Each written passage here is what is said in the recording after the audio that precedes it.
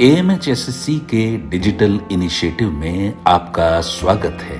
बिना कोई फीस दिए और घर बैठे आप एएमएचएसएससी के डिजिटल इनिशिएटिव के द्वारा अपैरल यानी परिधान सेक्टर के 36 जॉब रोल्स की ट्रेनिंग्स पा सकते हैं। ये इनिशिएटिव प्रधानमंत्री जी की स्किल इंडिया स्कीम के तहत और ministry of skill development and entrepreneurship के सौजन्य से आप तक एएमएचएसएससी यानी apparel made ups and home furnishing sector skill council ला रहा है। इसे देखकर आप अलग अलग जॉब रोल्स के हुनर घर बैठे पा सकते हैं और या तो नौकरी दिलाने में ये सहयोग करेगा या आप अपना रोजगार आरंभ कर सकते हैं। दोस्तों, सेल्फ एम्प्लॉयड टेलर का डिजिटल कोर्स जो आप कर रहे हैं उसको सरल बनाने के लिए मैं यानी एएमएचएसएससी इस पूरी यात्रा में आपके साथ रहूंगा और समय समय पर आपको हर प्रकार की जानकारी भी दूंगा। ये कोर्स 45 से 80 दिनों का है। इसमें आपको सिलाई की हर बारीक जानकारी दी जाएगी और न केवल सिलाई की जानकारी दी जा रही है बल्कि किस प्रकार से आप अपना काम शुरू कर सकते हैं उसकी भी जानकारी दी जाएगी।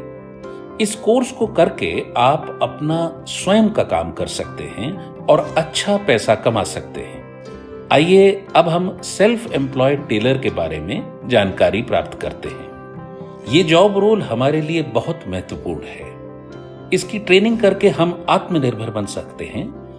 ये हमारे जीवन में आय का एक महत्वपूर्ण जरिया हो सकता है।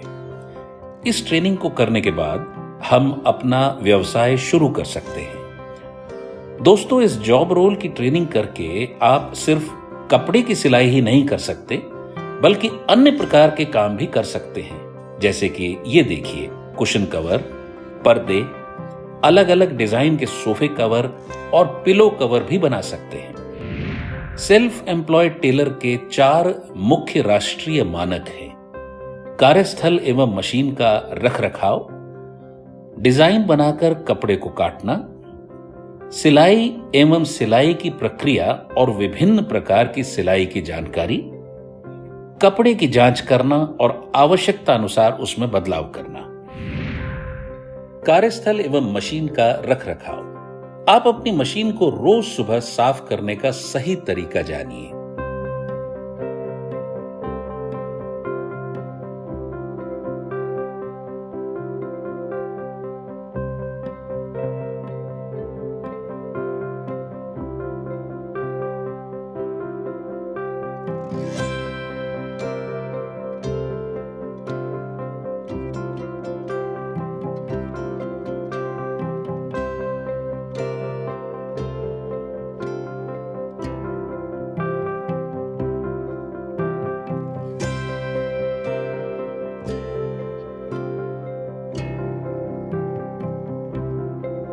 ध्यान रहे, नीडल गार्ड का होना जरूरी है और मशीन बेल्ट पर कवर होना भी जरूरी है, अन्यथा गारमेंट के खराब होने का खतरा होता है। और हाँ, जब आप मशीन को छोड़कर जा रहे हैं तो मशीन में कपड़े का टुकड़ा प्रेशर फुट में लगाना न भूलें, नहीं तो आप नया गारमेंट खराब कर सकते हैं।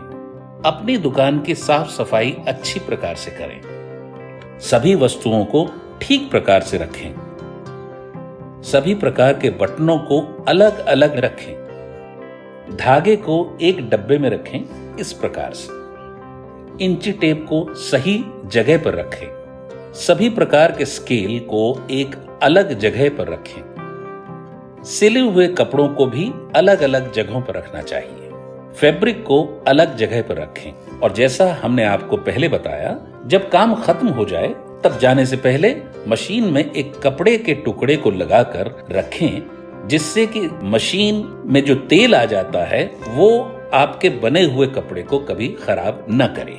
सिलाई एवं सिलाई की प्रक्रिया और विभिन्न प्रकार की सिलाई की जानकारी। सिलाई में प्रयोग की जाने वाली वस्तुएं। कुछ महत्वपूर्ण सामग्री जिसको हम सिलाई में प्रयोग करते हैं वो इस प्रकार से हैं: इंची टेप, कैंची, स्केल, पैटर्न पेपर, आयरन और आयरन टेबल, धागा और थ्रेड कटर। सिलाई में कई प्रकार की सामग्री का प्रयोग किया जाता है, जैसे बटन, डिजाइनर बटन, अलग अलग प्रकार के कपड़े जैसे कि कॉटन, रेशम, नेट, जैकार्ड, ब्रॉकेट, शनील और कपड़े को डिजाइनर लुक देने के लिए अलग अलग प्रकार की लेस।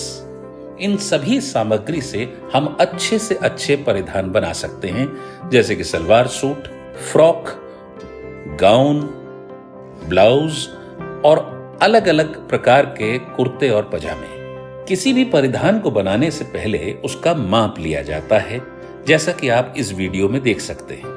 उसी प्रकार से माप लिया जाता है जिस साइज का कपड़ा बनना होता है, और उसको एक डायरी में व्यक्ति के नाम के साथ लिख लेना चाहिए, जिससे कि जब कपड़ा बनने के बाद वो सही माप का बना है ये चेक कर सके। उसके बाद ड्राफ्टिंग की जाती है पैटर्न पेपर पर, जैसे कि इस वीडियो में आप देख सकते हैं। इसमें कुर्ते के डिजाइन को इस प्रकार से पेपर पर बनाया गया है।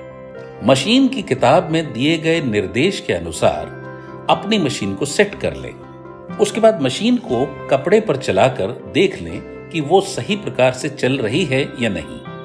उसके बाद जिस प्रकार से हमने कपड़े को काटा है, जैसे कि आप इस वीडियो में देख पा रहे हैं, कपड़े को इस प्रकार से आपस में मिलाकर जोड़ें और समय समय पर उसका निरीक्षण भी करें, जैसा कि आप पुनः इस वीडियो में देख पा रहे हैं, और अपने परिधान को तैयार करें। कपड़े की जांच करना और आवश्यकता अनुसार उसमें बदलाव करना।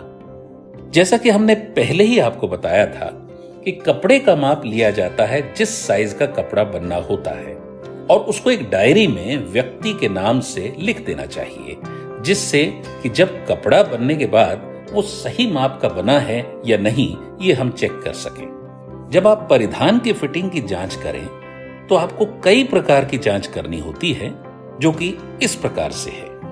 कंधे, कंधे की सिलाई के सिरे कंधे पर आनी चाहिए। चेस्ट, चेस्ट की सिलाई ठीक होनी चाहिए, नहीं तो चेस्ट पर झोल आ जाता है। नेक लाइन, नेक लाइन बहुत बड़ी या छोटी नहीं होनी चाहिए। अगर छोटी होगी तो कपड़ा पहनने में परेशानी होगी, और अगर बड़ी होगी तो कपड़े में झोल आ सकता है। कॉलर, किसी किसी परिधान में कॉलर होते हैं। यदि आप कॉलर बनाते हैं तो उसका भी माप ठीक से लेना चाहिए। परिधान के माप से छोटा या बड़ा कॉलर देखने में भद्दा लगता है।